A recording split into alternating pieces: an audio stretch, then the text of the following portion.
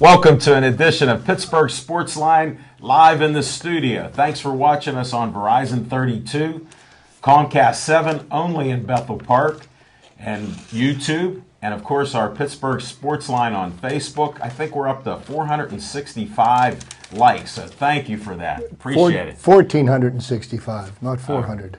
14. Thanks. I was just talking fast, Chip. I'm glad we're sitting this close so you can correct me. Yeah. Normally you don't hear that speed I might talking. get popped in the mouth. I'm Al Levine, the talking machine. This is Chip, the former prophet. Bang! He predicted that. Hayner and Smoking Jim Frazier. Can you finish that last bite? That crust is the best part, buddy. Pass that down here. And we always talk sports, except sometimes we run off the reservation here. We appreciate everybody watching us in the neighborhood.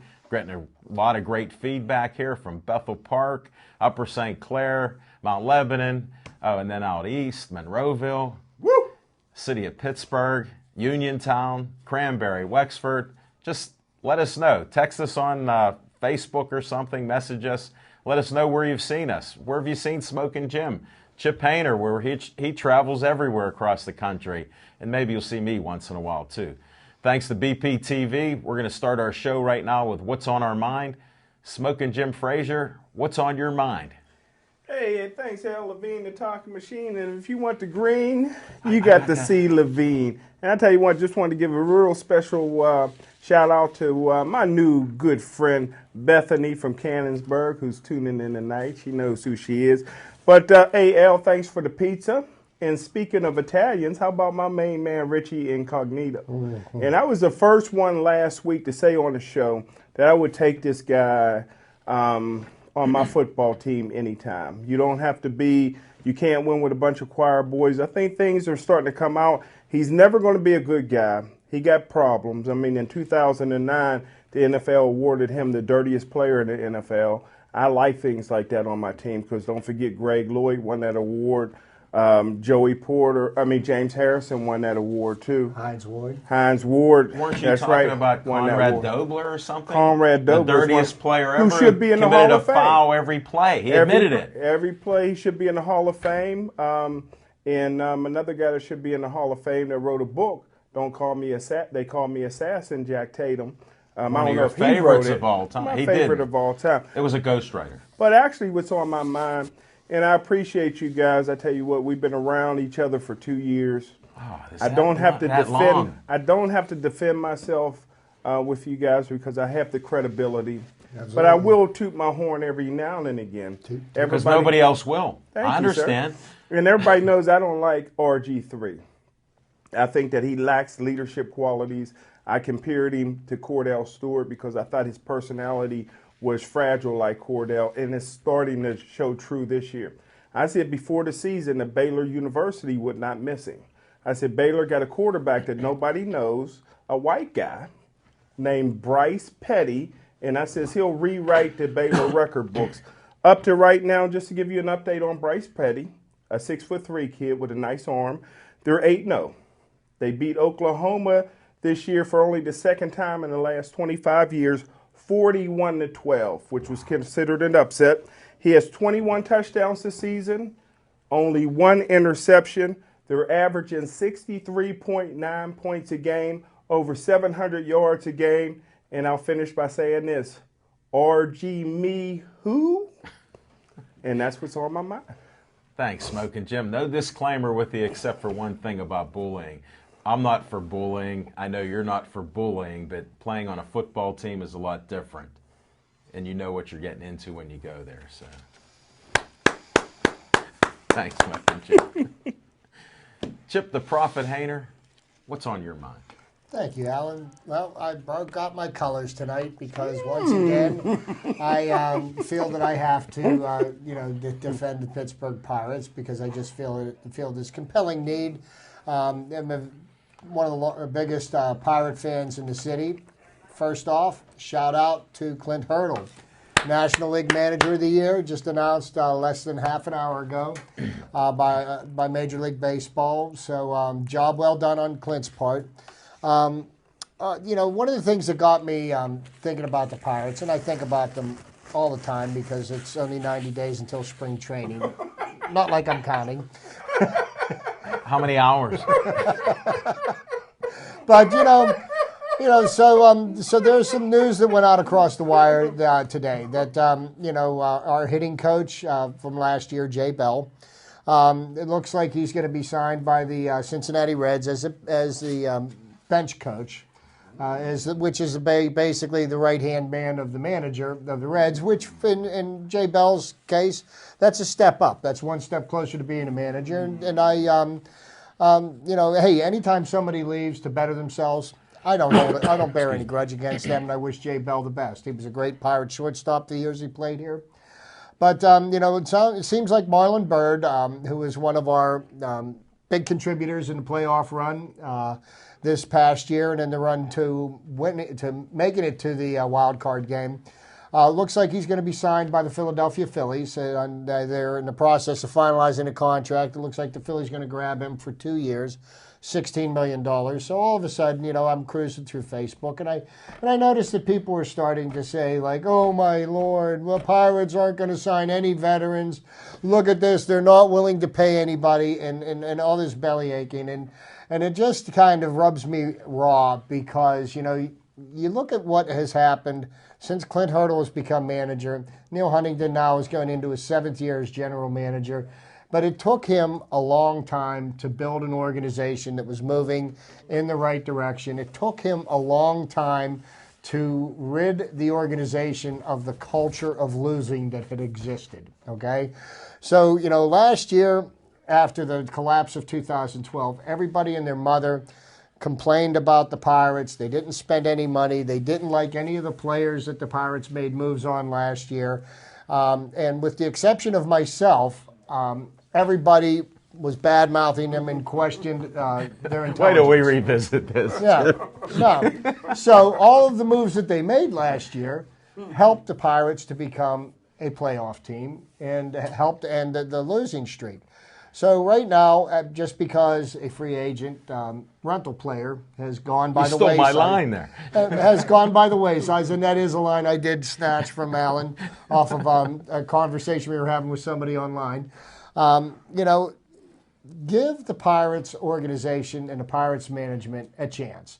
They are trying to develop a culture here where this team is going to win year in and year out. They've got a plan. They're not going to share their plan with everybody because there are 29 other Major League Baseball teams that would just love to find out what we're doing right because we're doing a lot of things right.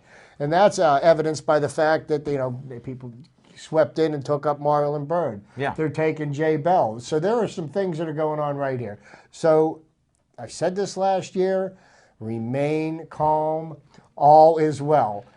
Let the Pirates do what they're going to do, and I've already got my season tickets because I plan on watching the Pirates win the Central Division next year. But that's what's on my mind. Very good, Chip. We're going to revisit it because you're not the only Pirate fan. No. You're not the only Pirate supporter. I know, but I respect what you're doing. We'll revisit that. But what's on my mind is Pirates and Steelers because you have the same mentality here. Steelers won a game against a bad team. Now they're going to the playoffs. Big Ben rumors scared everybody. What's that even matter? There were rumors before. What would you do with a $100 million quarterback and you lose a dozen games? Why would you keep him? So now, right before they win a game, they start that. That's the fans who ride this emotional high that they want to just live through the players. Now, I'm a fan.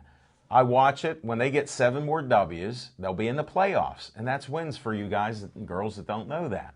So you got to win more than 1 in a row to show me something. And when I have a scout sitting next to me, and even Chip, when they're telling me about it, we all predicted great seasons. They could get Smokin' Jim's prediction of 10-6. Now, will they? They have one of the easiest schedules they've ever had. And look at them. We're 3-6. Is a win great? Yeah, it was great. Ran the ball, played, caught the ball. But it was Buffalo Bills. They're not that impressive. Now we got Megatron. 329 yards in passing that he set against the Cowboys. Cowboys are a decent team, maybe not a great team, but 329 yards is impressive. That's the second highest total ever, and the highest total was in an overtime game. So that's quite an accomplishment. Stafford's a great quarterback, young quarterback. Now, how are we going to handle that? We have a suspect defense, secondary. They didn't get any younger. I'm on the record that they're looking a little old out there, so they're not younger. And they're going to have to bring some players. Did Cam Hayward play well? Yes. But there's not too many others that were playing that well. So we'll see what happens. But that's just the point of it. You can be a fan. These are opinions. Like, I'm going to disagree with Chip when we get to revisitation because these are opinions. When you show me the facts, to me, I'm a win and loss type of guy. I'll talk about any subject. You know that as a talking machine. We can talk all day. But when it comes down, excuse me, the bottom line, it's the W's. And if you don't have them, that's what it's all about, whatever you plan for. And now to the Pirates, what bugs me is rental players are just what the word is. When you go to rent a house, that's not your permanent house. It's a rental property. How about when you guys go to the beach and you girls go to the beach? You rent a place. So what does that mean? You're not going to live there all year. These players come in 2 months, 6 weeks, 3 months out of the year. They got them for a bargain, half price and less. When these guys can parlay that into a lifetime, settlement that they can live wherever they want, why not? It's not loyalty. It's all business. Just like a coach. Jay Bell, they were talking about how terrible he was as a hitting coach. And he parlayed that into being an assistant head coach, basically. God bless him. That's great. And now we'll go, that's what's on my mind. And I'd ask Little Z, but I heard he's coming back as soon as next week. If you can pan on Little Z. Can you catch Little Z there? Because he's not falling off the table this week. That's Little Z by Tempe Moore. Oh, I missed that. Where's he? All right, we can't see. This is live TV, folks, so we'll have some of these faux pas here. So enjoy the show. We're going to do some revisitation of what's on our mind. What's on your mind with revisitation? Well, to speak to what do we do about Megatron? Well, I think I'm going to get into a collaboration with my friend here, Jim Frazier. I'm going to dress him up as a cab driver. He's going to pick up Megatron at the hotel, and he's going to. I was trying to figure out. He's not going to be able to find his way to the stadium. I was going through my dictionary, and I couldn't find what collaboration was when you're getting Megatron. It didn't make sense unless this was a new movie. No, What about baseball bats? You're a pirate guy. Don't you have that little bat that you I'm slugged your dad in the head that you told us about? I brought it here to the show one week. Didn't skaters once try to kneecap somebody? Maybe you could do a little bounce off the kneecap. It's funny, though, that people complain about how bad of a job Jay Bell did as a hitting coach. And, that's probably because the team didn't bat 300 and drive in like 1,800 RBIs. But, he also was the hitting coach on a team that happened to win 94 games last year. So they must have been doing something right. Well, all I can say is whether he did right or wrong here, he helped himself and did a great job, got out of town. God bless him. And he's going to have a nice career. Mm-hmm. Now, revisiting the Pirates and all this stuff here, now, there's a lot of us Pirate fans, and I drank your Kool-Aid, and I'm with the Pirates, but I'm also a fan. Now, a lot of the things that they do, it took them extra years, so I was patient. We have one winning year. All I want to see is the second year in a row that we win more than 82 games. I'm happy if we do that. It's hard to come back and win 90 games again. So all the fans that are going to become disgruntled, and you're going to be ranting all year, because I know it's going to happen. And I'm going to tell you we're going to have it, so I'm going to still say the same thing. You're a fan. Just like when I count down the wins in the playoff, and we have 16 to go, I'm a fan, so I'm preparing you for the Penguin. Let's go, Pens. Well, But these are part of the things that happen in life, and that's why I love sports, because they're opinions. Well, and it's passion. And being a sports fan and a fan of a team, we fall, for lack of a better way of putting it, we fall in love with certain players on the team. And professional sports anymore, it's like professional ball players, whether they're football, hockey, baseball, whatever they may be, they're basically hired guns. And one of the things that I do when I represent any team, have you ever noticed I wear a Pirate jersey? I wear a Steelers jersey. I don't wear players' jerseys because the players are like the equipment. They come and they go. They get used. That's the first time you told us on air. We thought you live and die with each one. No, I don't. I don't do that. But that's a revelation. I don't wear their uniforms because I'm a fan of the Pirates. Okay. So I mean, we know the players are going to come and go, and that's the environment professional sports are in right now. As much as a lot of people still are crying that Mike Wallace left the Steelers, but if you noticed, he's really lighting up the league in Miami. I mean, the only thing he is at South Beach. Well, he's lighting up South Beach. He went for the money, but I'm telling you what, right now, looking at the way the Dolphins played last night, looks like they're circling the bowl. Yeah, and I tell you what, the Christmas present I got you is not looking real good. That Houston Texan Ed Reed jersey. So I'm got to send that back. I guess. And here's the interesting thing about Houston signing Ed Reed. Here they went and they signed him for $6 million.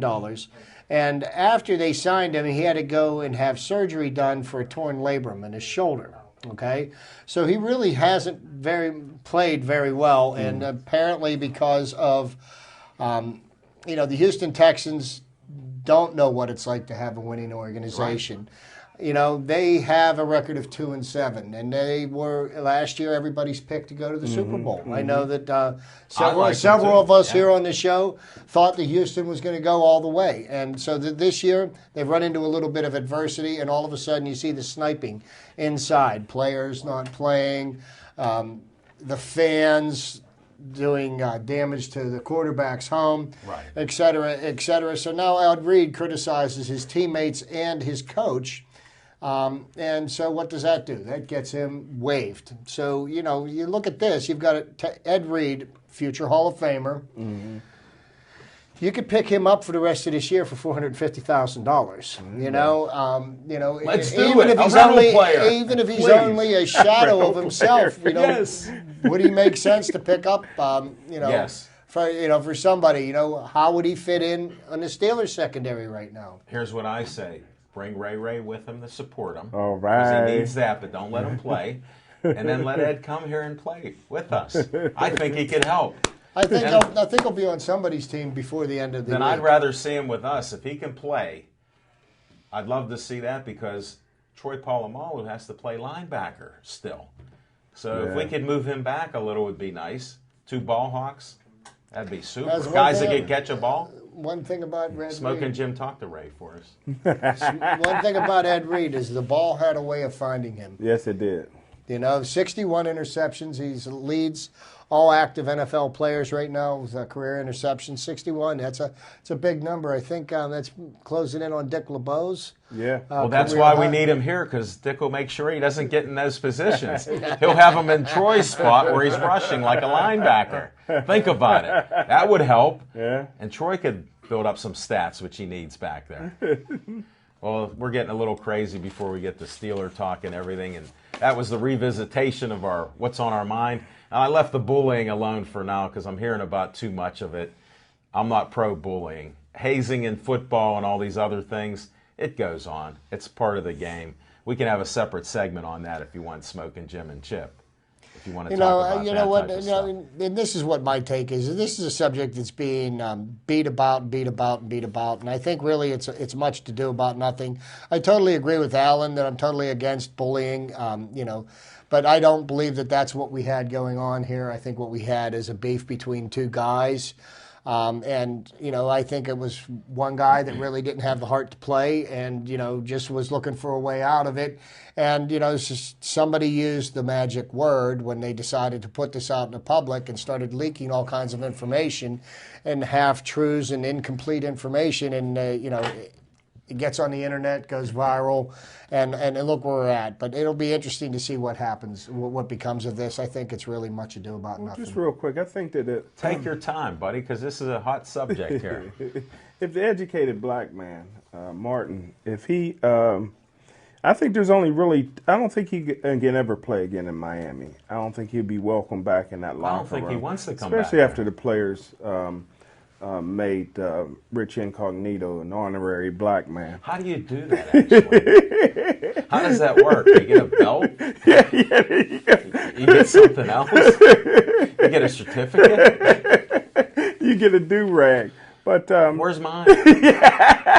But I think there's only 3 places that Martin can play. One is with the San Francisco 49ers.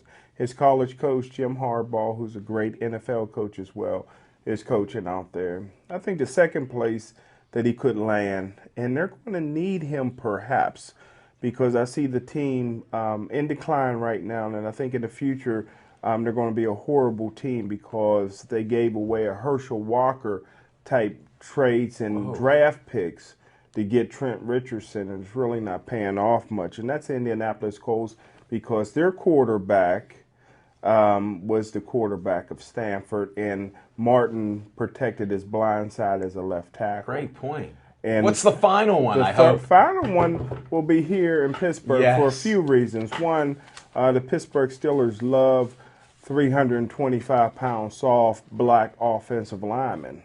So he would fit right into that category. And 2, he lined up next to David DeCastro at Stanford, and they kind of was the dynamic duo there. So you watch the film on them. You watch a lot of film on those 2 guys together. So, but I don't think he would want to come this week because I don't think he or David Castro really want to see Dominic Sue.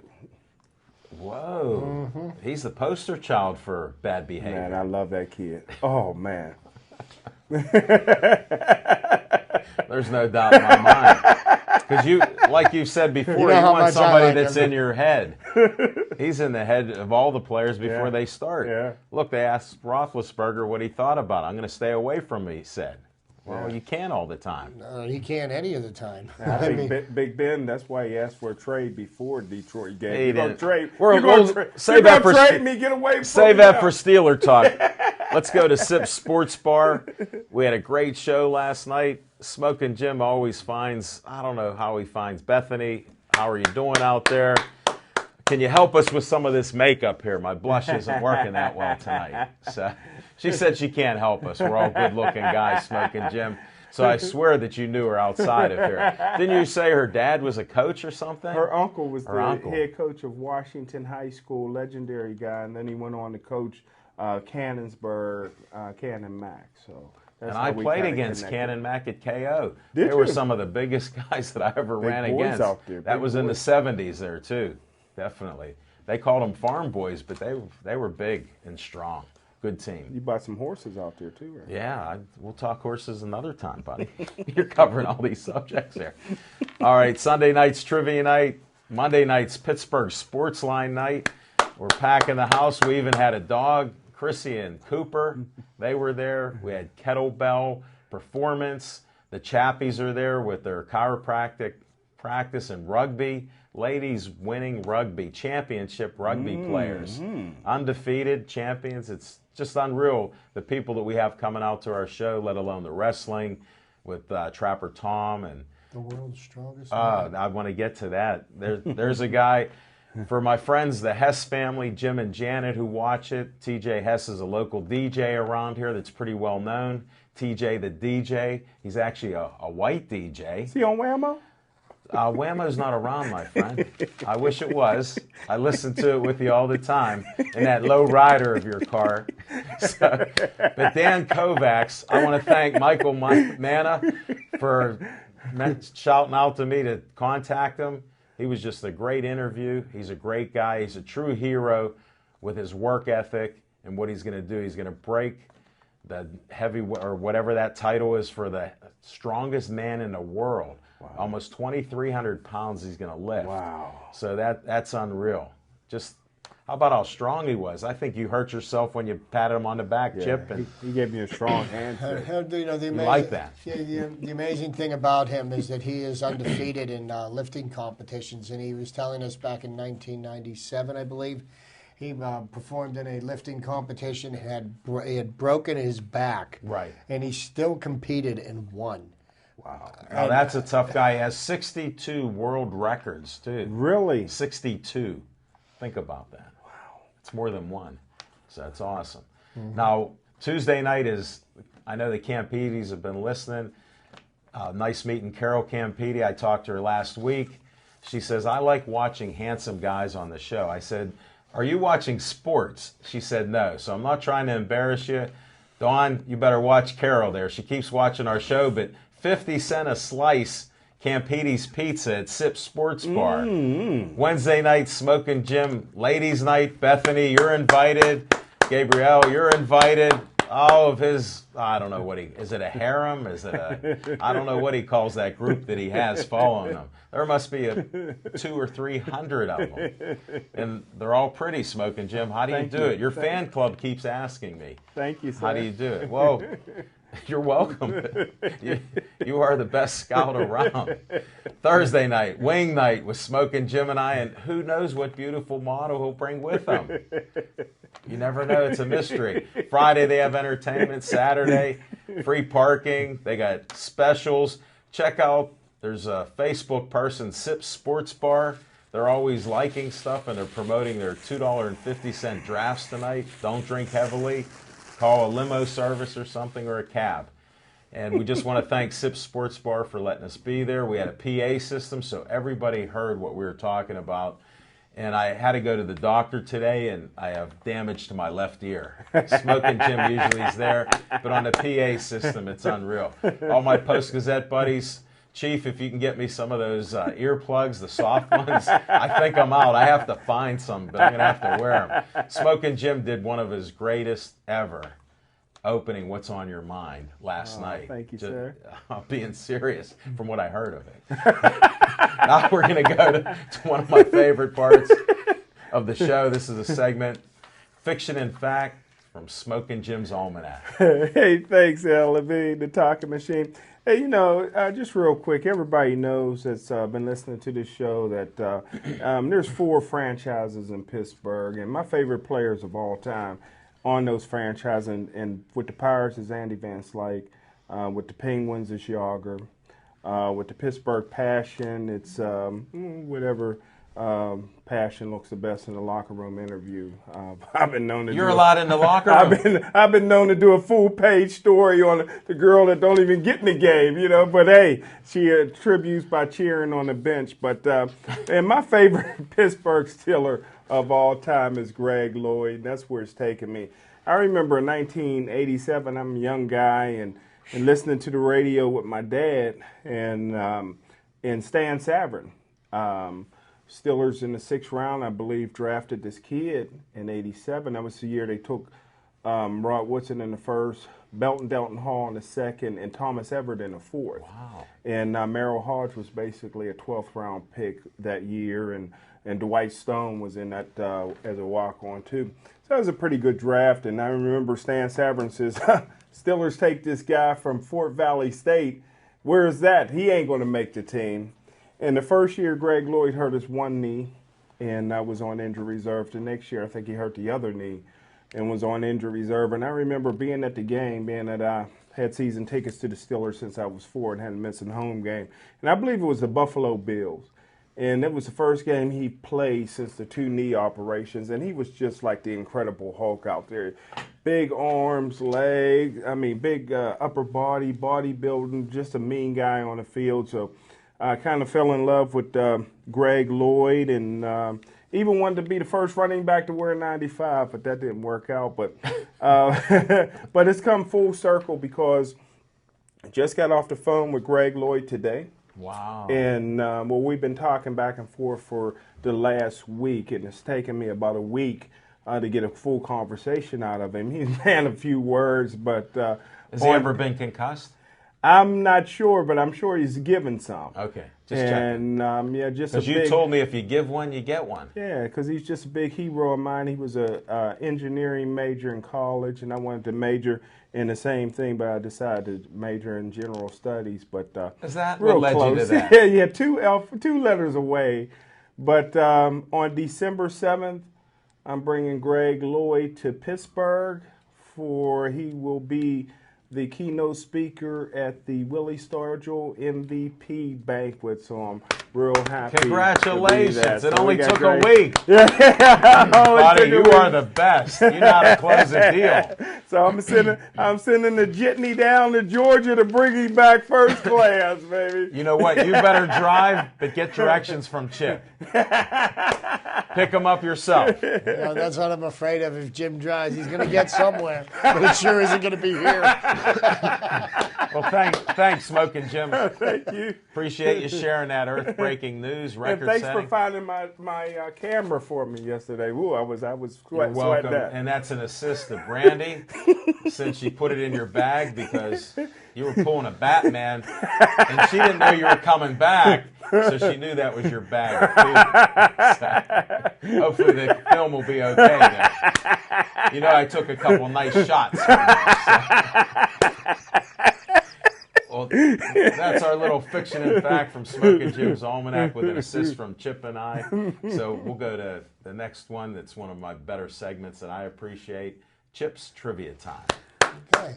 Well, thank you very much, Alan. And, just to speak to about Greg Lloyd, I remember when Greg Lloyd, after about his first season of starting for the Steelers, Jerry Glanville, who at the time I believe was a coach of the Houston Oilers, Yes, sir. said that he was the baddest man in the NFL, and he would trade, a number of his draft picks to get Greg Lloyd on his team. Even Elvis, I thought he'd trade. And I'll tell you what, Elvis was on the trading block. Greg Lloyd, there was one way to describe him, just plain nasty. Yes, sir. And that kind of summed him up. Yeah, but he could play, too. I'm telling you what, I was glad that he wore the black and gold. Me too. I'm glad that he wore the black and gold. But, speaking of the Steelers and, being that, Alan last year drank the Kool-Aid that I was mixing for the Pirates, and I've started guzzling Smoking Jim's Kool-Aid. And the first of 8 consecutive wins happened this past weekend with with the win against the Buffalo Bills, and they're going to fulfill his prophecy of being 10-6 this year. But I wanted to touch on some more trivia from the Pittsburgh Steelers, and just a few bits of information that I've got here. The record for the longest interception return for a touchdown by a Pittsburgh Steeler was set in 1933 by a guy named Martin Kotler. He set the record with a 99-yard pick against the Chicago Cardinals. Wow! So that's a record that, it could be broken. Year. That's a Steeler record that still stands. Well, how long was the James Harrison's interception? James Harrison's was in the Super Bowl. Super Bowl. That's so they keep records like this for regular season. Okay. Regular season. Okay. Because I thought it was close to 99 too. Because they talk about the number of wins that Chuck Noll had, and Chuck Noll ended up with 209 wins. That included playoff games. Okay. Okay, and Bill Cowher is only listed with having 149 wins. I like those numbers. Yeah, they sure do, and If Mr. Tomlin sticks around long enough, I think his may mirror some of those, because the Steelers have a way of picking them. But there was also, with as hapless as the offense has been as of late, and the Steelers have generally not had a team that usually runs up big points offensively. The Steelers have been known, their hallmark is defense. The defense will usually give up 16 or 17, and the Steelers will, score in the low to mid-20s. Well, the most points ever scored by the Steelers happened in 1952 on November 30th. The Steelers beat the New York Giants 63-7. Wow. Really? And who was their quarterback? I don't think even he knows. Wow. I don't know who was the quarterback. Bobby Lane was, I think, more in the late 50s, because I believe in the early 50s, Bobby Lane was winning championships with the Detroit Lions. He came here pretty much in the twilight of his career. That's 63. Was that 63? Game? No. 52 that was. Oh, my fault. 52, was 63 points. Oh, my fault. I'm sorry, Chip. Let's see here. Let me. 13 head coaches, and 14 head coaches in the Steelers' history. Mike Tomlin being the 14th since in 80 years. That's a pretty impressive statistic because I believe that's what the Cleveland Browns have gone through since 1999 when they came back into the NFL. The better stat would be how many coaches did Art Rooney Sr. have? And then after Dan took over, we've only had, what, 3? Good point. That's the point to this. Good point. Very good point. Okay. Let me see here. Okay, we covered some of these in the past. Okay, the longest pass play. And, Jim was talking about some of the men that were drafted in 1987. 3 players share in the longest pass completion for a touchdown. Dwight Stone, Dwight 90. Stone. Mark Malone, 90. Yes, and who is the third? Not Ouija Thompson. No, Cordell Stewart to Shaw. Oh. That happened in 2001. How'd So the you record miss setter that? was set in 1981 by a future starting quarterback, the man that inherited the job from Terry Bradshaw, Mark Malone. Yeah. And I think that's about it for Chip's Trivia this That's week. good Oh, stuff. no, one other thing. Yes, I do. On this date, and I may not be correct on the exact year, but on this date, Don Shula became the first person to do this. The first NFL head coach to win 100 victories in his first 10 years of head coach. He won his 100th victory on this date, and I may have been 1972 by beating the New England Patriots 52-0. Wow. That's the way to do What a it. great coach. But his first 10 years as a head coach, he won 100 games, and I believe he was the first to do that. I do not know if he was the only, but that's still, to be the first at anything is something to hang your hat on. Yeah, definitely. There's no doubt. I enjoyed That closes it down for the trivia time. And Smoking Jim, I wanted to discuss some boxing with you. We're at this great boxing match at the Royal Place. What a great venue that is all the time. Smoking Jim and I were announcing. What'd you think of the boxing, buddy? Because there were some nonstop fights. That action was all over the place. Well, I was really proud of the people that did come out. It was really a decent crowd for a Notre Dame Pitt game crowd. So, Jimmy Savetic and Al Levine, the Talking Machine, and Andy Sebastian. It was great. Great to see Monty Everhart, who's looking to turn pro in July. I did some individual interviews until I tapped out and got the greatest interviewer of all time, Alan Levine, on the mic to do some individual interviews. And I want to shout out to Cassandra Perkins, who stepped in there nicely for us. She was ringside with Smoking Jim. She come ringside. fashionably late. Got to see all the Little fights. Little Right. CP. Yeah, she was stuck in traffic, I think, with the Pitt Notre Dame traffic. We heard rumors there. No, it was a great night. It is a great place if you ever get a chance and you see other boxing, especially Golden Gloves there. It's just great. A lot of boxers turned out, their families. Young boxers were there.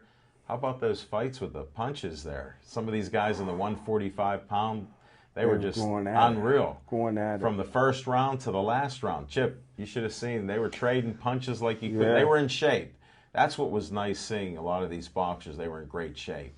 I do want to get down to see one of these boxing events with you guys, and once my busy season ends, then I'm not working stop so much. growing. That snow will help. I tell you what, 25-degree weather will slow down my business considerably, and I get a chance, and I want to get out and enjoy some of these events because Well, the one event you're going to get to be at is White Collar Brawler next week.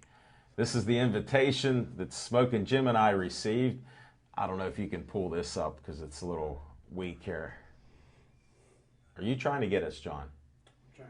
Well, then why would I hold it out that way? This is live TV, folks. Can you get? That's worse. Hey, thanks for watching, guys. But anyhow, for this event, Jimmy Savetic wants you to call 412-298-7373. Give him a call. The tickets are free. He'd like you to bring a toy. It helps a lot of disadvantaged youth in the area. He's been doing this for years, and he just goes out there each night, Christmas Eve, delivers these toys. But it's going to be a great event. White Collar Brawler I was honored to get thrown into the ring by Smoking Jim Frazier and Jimmy Savetic. So it's quite the show. You got to see us. It'll be on Channel 160 Esquire Network, which NBC bought it. That was formerly G4. And these producers, they've produced everything from Snooki and Jersey Shore, which I've never seen, and a lot of reality shows, I think 80 reality shows. So now I'm in a reality show with my best buddy here, Smoking Jim Frazier. They haven't mentioned much, but you should hear when he announces these fights. Now, it's going to be out there. You're going to be amazed. I'm predicting that after this, he's going to get picked up by one of the boxing networks after this. Just so stay. This is one of the most underrated guys that I've ever been around. He's the ring announcer. I'm the color guy. I just add a little bit of color. His insights are just unreal. But after they watch this, I haven't told you till now, but I put this out on the air, that you are going to get picked up and get a lot of feelers from it. You have to. Just some of your calls. Just ask Jason Bergman. How many times has Jason watched that film there? And I have your CDs in the car. Oh, yeah. So okay, thanks. We got to get that straightened out with the boxing with Rod Salka and that night, too. But check out White Collar Brawler. It'll be on every Tuesday, or what is it, Tuesday nights at 10 o'clock. So you're going to see that show. They did it in other cities. We have 3 boxing matches that we were involved with, and they want to do more. There's a rumor about that, Smoking Jim. All right. Thanks, Al. That's our boxing. Oh, thank you. You can't thank me. Now, we're touching on Steelers, so I'm going to throw it up right now with the Steelers. You know, they have to show me a second win. Do I think they can beat Detroit? Yes, I predicted 11-5. There's no way they're getting 11-5. Do you know why? They got 6 losses. I mean, and I'm guzzling Steeler Kool-Aid and everything else. Nothing escapes him. Like a steel trap. Well, there's people are getting offended by the opinions. There's not going to be veterans, or we're going to get rid of Big Ben, or who knows what happens. We got to pick up a rental player. Who knows? So what do you guys think? Steelers have a chance, or are you just blowing smokes, Chip, about that? I think, 8 in a row. As long as you've got Ben Roethlisberger calling the signals and out there, and I heard, I believe it may have been Boomer Esiason. He was being interviewed a couple of weeks ago, and of all the quarterbacks in the NFL, he thinks that Ben Roethlisberger is the best football player of all the quarterbacks in the NFL. Because Ben brings a certain something to the game that other quarterbacks don't have. He's a strong guy. People complain he holds the ball too long. He makes a lot of amazing plays. He's a winner. He's a proven winner, and the guy's got no quit in him at all. And as long as he is calling signals, we could beat just about anybody. The Steelers are a little thin in a lot of areas this year, but they still do have some people that can make some plays. And if there's anything that the Detroit Lions have shown me is that they haven't proven anything to anybody yet. They can lose. They were a horrible team last year. After making the playoffs the year before, so they could be had on any given Sunday, as any team in the NFL can. Well, a couple of things. One, their coach, Schwartz, yes. He said he spends 100 hours a week. That's more than you. Working, yeah. So if he said that, he'll lie about other things. And ouch. And the one thing I can say about Boomer Esiason, he had the unfortunate to come the year after the quarterback draft. He played at Maryland. He came in the '84 draft. It's only a second-round pick of the Cincinnati Bengals. Any other year, he'd have been the first rounder. But everybody that needed a quarterback got a quarterback the year before. And he's still in the top 15 all-time in touchdown throws. He got close to 250 career touchdowns. Wow, I didn't know you're a Boomer fan. Yeah, a big Boomer fan. I tell you what, the play-action pass that he would do, you never knew he was one of the best that ever did it. And I tell you what, the guy, if he doesn't go for Monday Night Football, he was playing the best football of his life. He could have continued for another 3 years and maybe made the Hall of Fame, but Monday Night Football called, and he really didn't answer that call very well, so they ended up firing him a couple years in. But Boomer Esiason was a heck of a quarterback. But I will say this, I'm a gambler professionally, and nobody beats the Detroit Lions on Thanksgiving. But everybody beats Detroit the week before Thanksgiving, and that's what this is. This is the week before Thanksgiving. This is a short week for Detroit. They're coming here to Pittsburgh.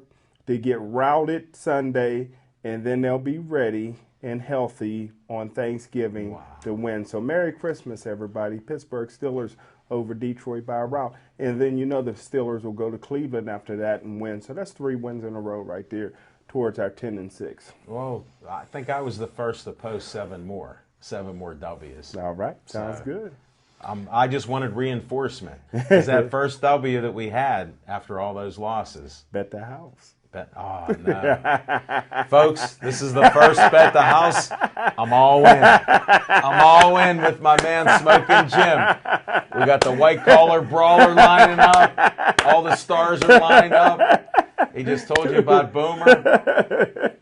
There must be something good. It's good karma coming from Smoking Jim. He's ready to throw some green out. I see green on the table there, so that's not cabbage. Well, we might as well get a little Bucko talk in here, too, since we got Chip wearing his pirate shirt.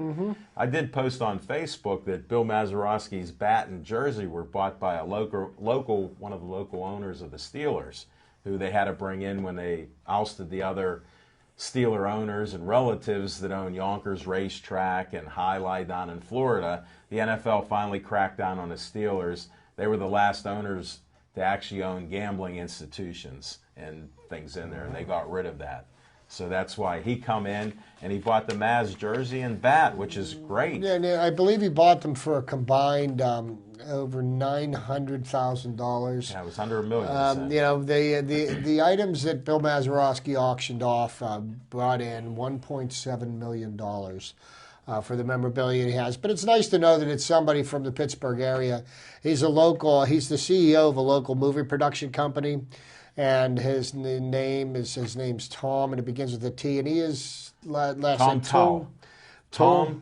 Tom Towle, and he's a part of, he has an ownership stake in the Steelers, and it's great to see that that memorabilia is staying in Pittsburgh, and he does have an extensive memorabilia collection, which he says that at some point in the future he's going to make available for the people of Pittsburgh to view, Heinz which would be really something, because the stuff that Mazeroski auctioned off, he had the bat and the jersey that he wore. He also auctioned off the spikes that he wore when he was rounding the bases. Yeah. Well, I think he was just cleaning out his closet because he had a lot of this memorabilia not doing anything. Might as well get some money there. You're not getting any younger, and he still likes to play some golf, Maybe he's betting a little on the golf scores. He might gamble a little like Smoking Jim. 77 years young. Is he? Wow. Wow. That's great. Can't beat that.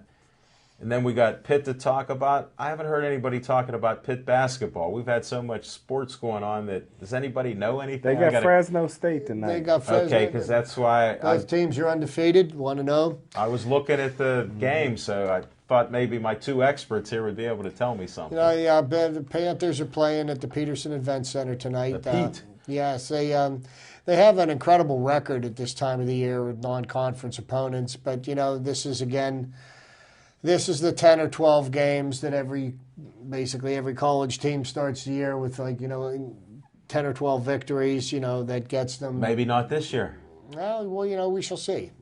Pitt won pretty handily the other night. Was that against Savannah State or something like that? They beat them the way they should have beaten them. Everybody's pretty excited about the guard play this year. Talib Zana, who they were looking on as for leadership this year, got suspended for the first game, and he will be suiting up tonight. So he broke some type of team rule, which they wouldn't allude to. But that happens at Pitt a lot lately. Football, basketball. True. They're getting tough guys now, Smoking Jim. Since when has a Pitt coach actually enforced discipline on his team? Right now. It's been a while. It's been a while. Maybe they have a lot more talent than they've had in the past. Well, I tell you what, if you look to the NBA, Steven Adams is doing real well. Glad you brought that up. I heard he was a little feisty there. And looked like he made the right move going to the NBA, and taking all those millions could never be the wrong move, because you can be like Larry Fitzgerald and get your degree online. Well, you know what? Here's the thing about Steve Adams. He went to the Oklahoma City Thunder, okay? And I think that was the perfect scenario for him, because here you go. The Oklahoma City Thunder made it to the 2 NBA Finals in a row and lost. But they've already got a team that they don't have to rely on Steve Adams to be a scorer. They've got Kevin Durant. They've got Michael Westbrook. So they've got the scoring punch they need. So what they need is, if you're 7 foot and, can walk, talk, and chew gum at the same time, you're going to make millions of dollars, but he's not going to a team that somebody's using him as the building block. He's just a bit player, and he's going to do very, very well there. And I think, he might be the key ingredient that Oklahoma City might have needed to get it to the next level. And what I love, too, about that is, you don't have to worry about teammates like Jonathan Martin had an email about somebody saying something about what they would like to do with his sister. Well, Steven Adams' sister is a shot putter for the Olympics, so I don't think those guys and he want has a to, huge family, so I think if you mess with the family, the Adams family, they're coming from New Zealand to get you, so they'll get you. But I thought it was really cool to see Blair and Adams on the same court, 2 Pitt guys. They both for Detroit, Dallas? No. Adams was with Oklahoma. And Blair's with Dallas. Blair went to Dallas. They were on the court, buddy. They were playing one another. You're the resident basketball expert. I think you own a piece of 3 teams. Last time I checked, I'm from I want to see we that. We hate basketball here, Hold right? it. Marcus Robinson and the Pittsburgh Bullets, he's taking that back. He promotes all your stuff everywhere. I do. He's just a little bit throwing the drama out tonight. He likes basketball, and I know he's influenced basketball in this city. He's looking at a pro team himself, not that he wants to compete. I still miss the ABA team that we had here. Me too. Yeah. The Condors. Well, more recent one, the Explosion, when we had Armin the Hammer Gilliam. Yeah, well, that was your man. What a player. What a great guy. And we had Putsnoggle, was it, from West Virginia? Pittsnoggle. We signed him, and then he left. From WVU. He left to go overseas to play, You didn't give him enough money, Smoking Jim, with your investments Well, there. we couldn't get him to hit a shot. I thought it was his twin. He couldn't miss him down in WVU. It was his evil twin. He was different, man. No, they cloned him. You guys aren't aware of cloning. That was his clone to get the money. Didn't work out. I got nothing else here. But you just speak about the Pitt Panthers. Let's not lose sight of the fact that finally, did the Pitt Panthers finally come up with that signature win for Coach Paul Christ? Yes. They played a ranked Notre Dame team. And they actually played a very good football game, offensively and defensively. They pulled out a win. Now, we've got the University of North Carolina coming in this week. And North Carolina put a whooping on somebody last week, rolled up like 55 points on them or something like that. And I'm just wondering, after such an emotional high from last week, and now they're going to, if you figure you played in front of a full stadium last Saturday night at Heinz Field. Now you're going to play to half that many people on Saturday at noon. Chip, half of the stadium was Notre Dame fans. Doesn't matter. Yeah, it does. It matters because they're not for you. Well, and these guys have fragile egos and stuff like that. They need that attaboy stuff. If you're not telling them that, look at how Chris is as a coach. But playing in He's front so of, low key that I like watching paint dry. Playing in a mausoleum is a lot different. Even when there are that many people, they're making noise. There's a lot of energy. There's a lot of excitement. Yes, Chip, I gotta disagree. You were a pitcher. Now, you mean if people were yelling at you, that affected you? No. Well, if they were cheering for you, how much did that affect you? Because you still were trying to strike guys out. Yeah. I don't think it affected you much. And they can't hear through the helmets. That's Smoking Jim. I guess we're going to have to agree to disagree. I'll agree to disagree. I finally got one out this year at the end.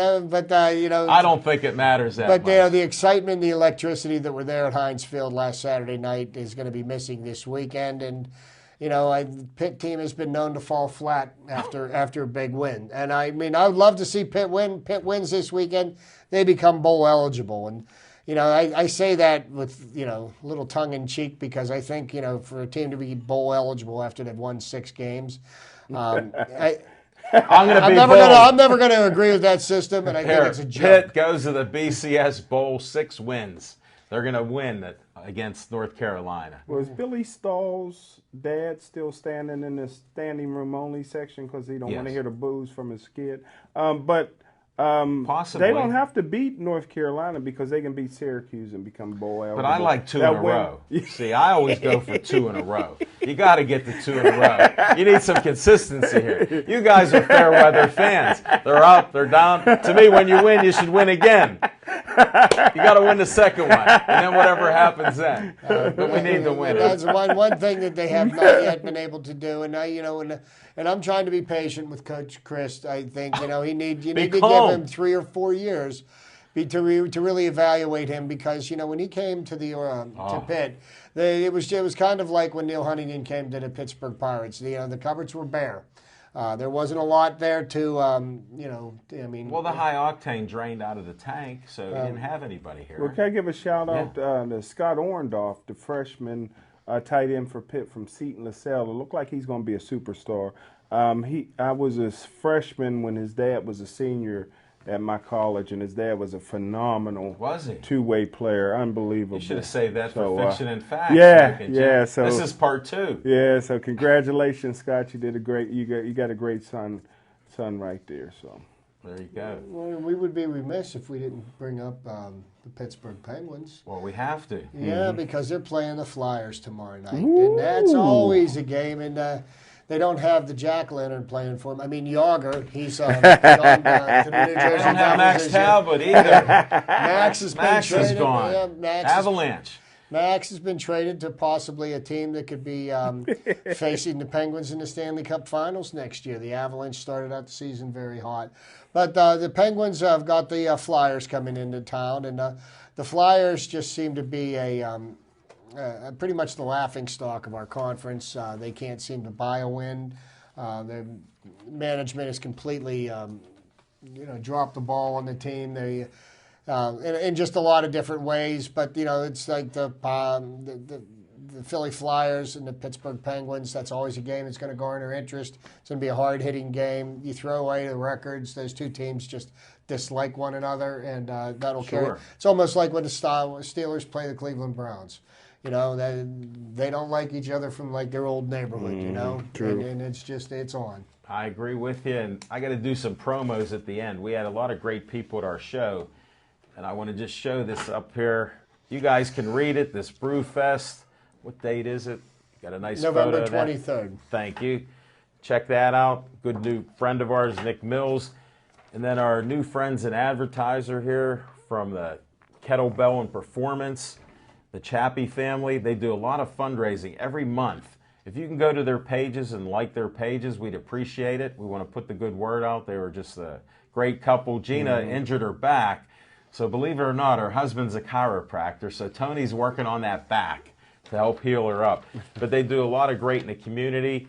Then we got the Howard Hanna tailgate party on the 24th. That's the Cleveland game. It's at Peter's Place out in Bridgeville. Check that out. Tickets are $35.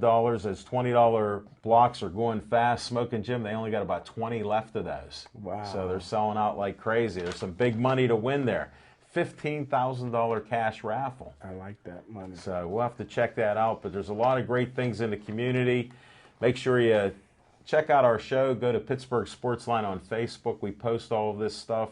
We're trying to help out a lot of people in sports and businesses in this area and the fundraising that goes on. There's a lot of great people in Pittsburgh that you're not aware of. We're trying to get that word out. Thanks to Smoking Jim Frazier, Chip the Prophet Hayner. I'm Al Levine, the Talking Machine. We'll see you next Monday at SIPS. We got Mr. Puniverse is going to be there. Special guest. Check it out with KSWA and Trapper Tom. See you on Monday at SIPS. Thanks for watching the show. We appreciate you guys. Aaron Ward, Devin Shea, the Tiger Kigers here. Thanks to BPTV. We'll be back next week. See you later.